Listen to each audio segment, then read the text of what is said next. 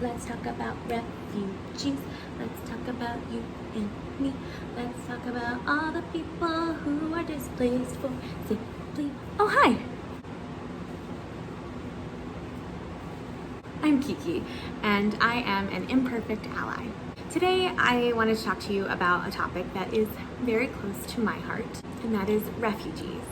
I want to preface this video by saying that I'm an American, so a lot of the topics I'm going to discuss today are in response to what I have observed as kind of very American attitudes about refugees.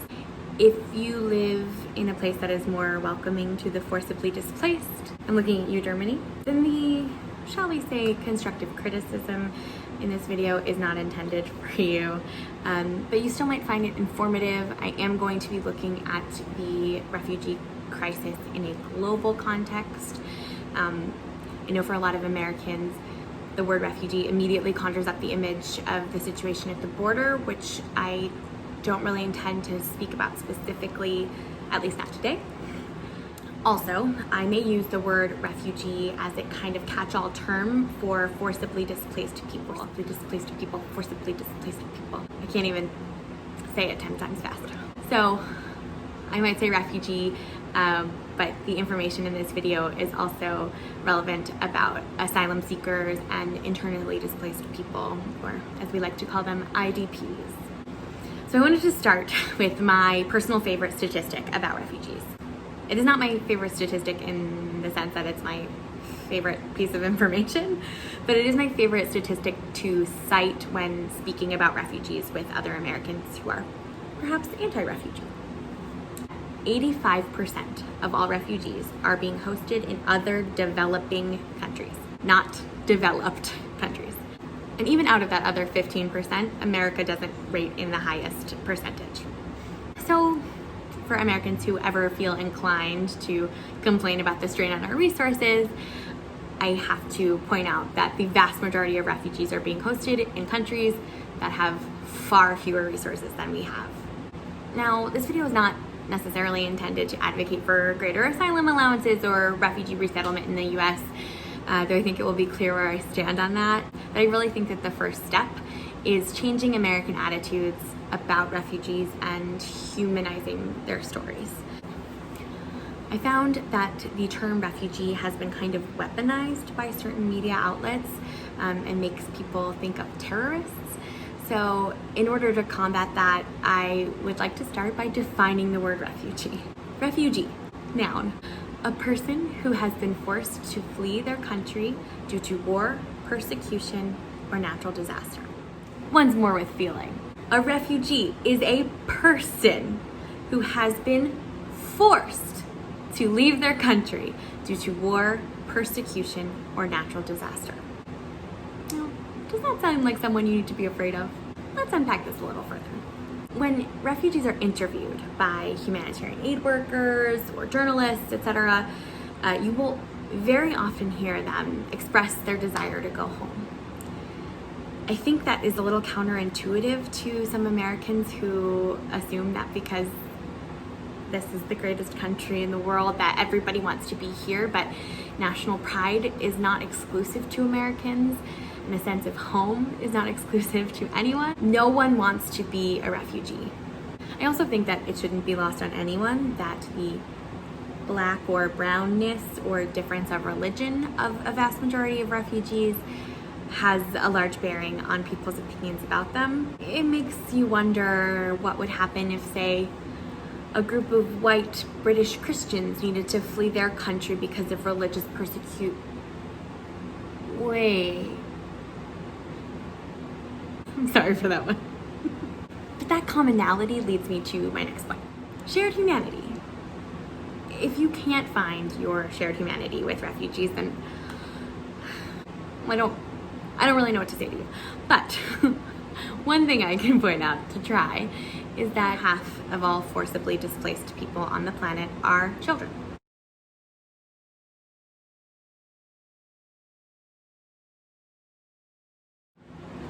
Did I do it? A lot of the pushback that I hear from Americans about refugees or displaced people has to do with legal status.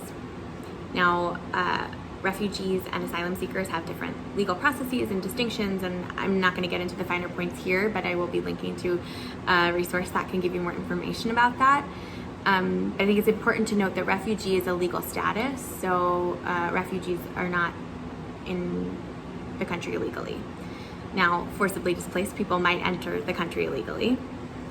And to that, I would say it's important to remember that legality does not always necessarily equal morality. I've seen a lot of really great social media content about this concept, and my favorite is always when people point out that it was illegal to hide Jewish people in Nazi Germany, but it was the right thing to do. So consider that when you are obsessed with the legality of how someone got here. I once had a conversation with an acquaintance about the border situation. And they just kept saying that if they need to be here, they need to enter the country legally. Which, like, sure. But to that I asked, if you were ever in a position where you had to flee your home country, would you even know the legal process you needed to follow in order to enter that other country legally? And their answer was just like, that they would never enter another country illegally, which is a very easy thing to say when you are not actually faced with the urgency and terror of needing to flee your home and the years that it can take to legally be allowed to enter a safe country. Allow me to provide you with a scenario. It's the middle of the night. You hear gunshots and screams in your neighborhood, and they seem to be getting closer and closer to your house. And you are aware of a terrorist group that is active in your country, that is targeting people of your ethnicity or religion or sexual orientation, whatever the case may be. Your children are asleep in the next room. And the only chance that you have to guarantee your family's survival is if you flee immediately with the clothes on your backs and whatever you can carry on foot. But you have not already sought asylum in the nearest safe country. Would that stop you from leaving right away? Of course not. This is a matter of life and death. And if you really believe that America is the greatest country in the world, then you should recognize how lucky and blessed you are to be born in a place where this is never even a consideration you've had. Now it's time for some fast stats. According to the UN High Commissioner for Refugees, 2019 Global Trends Report, 70.8 million people are currently displaced. To put that number into perspective, that is fully 1% of the entire population of planet Earth. 1 in 100 people are forcibly displaced. Refugees on average spend 17 years in refugee camps before finding permanent resettlement. Some never get permanent resettlement. This one bears repeating. 85% of all refugees are being hosted in other developing countries. It's also interesting to note that the Americas combined have fewer refugees and forcibly displaced individuals than any other continent on Earth, by like a lot. So for Americans who hear the word refugee and immediately think of the situation at the border, it's truly nothing compared to what's going on in places like Syria, Yemen, the Democratic Republic of Congo, Myanmar, the list goes on. I could talk about this forever, but I am going to shut up now and provide some resources from people smarter and more informed than me. So linked below is the UNHCR 2019 Global Trends Report. I referenced it a bunch in this video. All of the statistics that I gave you are from that report, but that doesn't even scratch the surface. It is a really robust and holistic document with stats and photos and really excellent infographics. And this is available online for anyone to download for free. So I know that it can be a really daunting task to educate yourself on the refugee crisis, but this is a really excellent place to start with like a great top level view of the situation. You might even take a leaf out of my book and pick one statistic that really speaks to you, commit it to memory, and use it when you're talking with other Americans about the refugee crisis. It can be a really powerful tool. There are, of course, endless books about the refugee crisis, but I am going to link a novel that I love, A Thousand Splendid Suns by Khaled Hosseini. He is perhaps most famous for writing The Kite Runner, but this one is more of a refugee story. He is also a UNHCR Goodwill Ambassador. He's an amazing person who really puts his action where his pen is.